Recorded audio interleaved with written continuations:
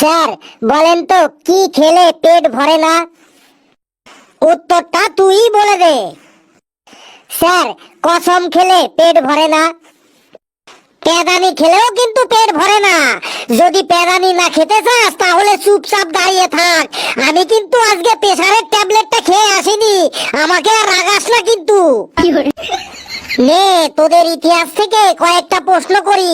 পেশি বলতো, Vasco da Gama ভারতে তার প্রথম পা রাখার পর কি করেছিলেন? স্যার ভাস্কো দা গামা ভারতে তার প্রথম পাটা রাখার পর দ্বিতীয় পাটা রেখেছিলেন। তুইও বেঞ্চের উপর দাঁড়া ওদের মতো।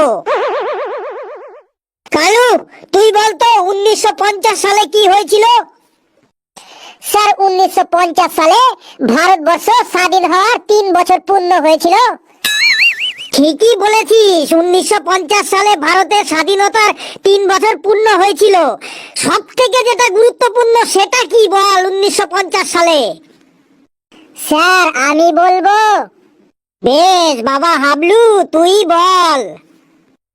স্যার 1950 সালের 26শে জানুয়ারি ভারতবর্ষের সংবিধান কার্যকর হয়েছিল, তাই 26শে জানুয়ারিকে প্রজাতন্ত্র দিবস বলে। বাহ একদম ঠিক বলেছিস, ভেরি গুড ভেরি গুড। বস ফেলু দাঁড়া তো, বলতো তাজমহল কে বানিয়েছিলেন?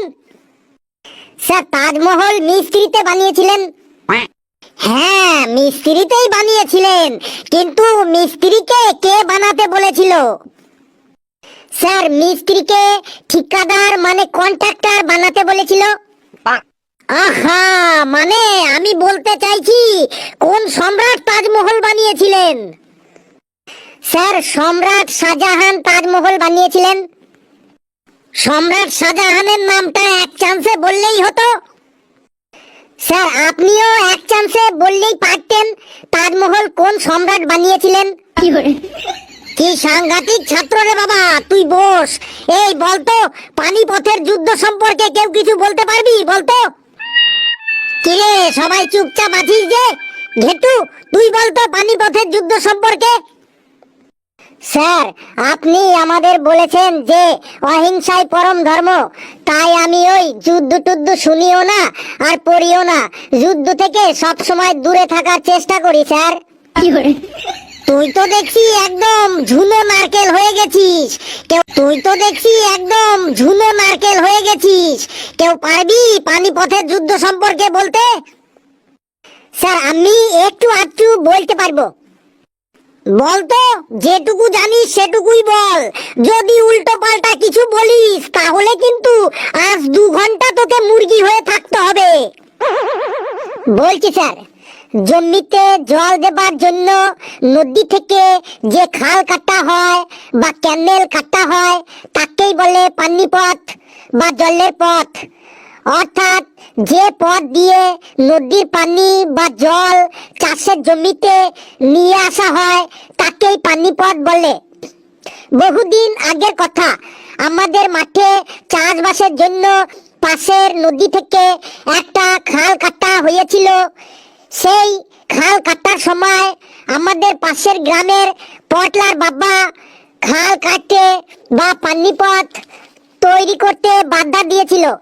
তখন আমাদের গ্রামের ভ্যাবলার কাকা ওই পটলার বাবাকে সরে যেতে বলেন, কিন্তু পটলার বাবা কিছুতেই সরে যেতে চাইছিলেন না।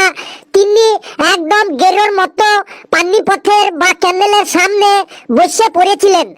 তখন ভ্যাবলার কাকা পটলার বাবাকে বলে, তুই সরে যা এখান থেকে। কিন্তু পটলার বাবা বলে, না সরব না, তুই যা করার করিলে। তখন পটলার বাবার সাথে ভ্যাবলার কাকার এক কথায় 2 কথায় ঝগড়া লাগে। তারপর দুজনের মধ্যে হাতাহাতি শুরু হয়। প্রায় 4 ঘন্টা ধরে এই হাতাহাতি চলে এবং পটলার বাবা ভ্যাবলার কাকার কাছে পেদানি খেয়ে বাড়ি চলে যায়। একেই পানিপথের যুদ্ধ বলে। তারপর পানির পথ বা জলের পথটা সুন্দরভাবে কাটা হয় আর সুন্দরভাবে আমাদের মাঠে চাষবাস শুরু হয়। স্যার আমি তখন ছোট্ট ছিলাম তো, তাই আমার ভালো মনে নেই। বাবার কাছে যেটুকু শুনেছি সেটুকুই বললাম স্যার। 4 ঘন্টা মুরগি কেন, তুই 8 ঘন্টা মুরগি হয়ে থাকবি। এই রকম পানিপথের যুদ্ধ আমি কখনোই শুনিনি। বাবা রে, কি সাংঘাতিক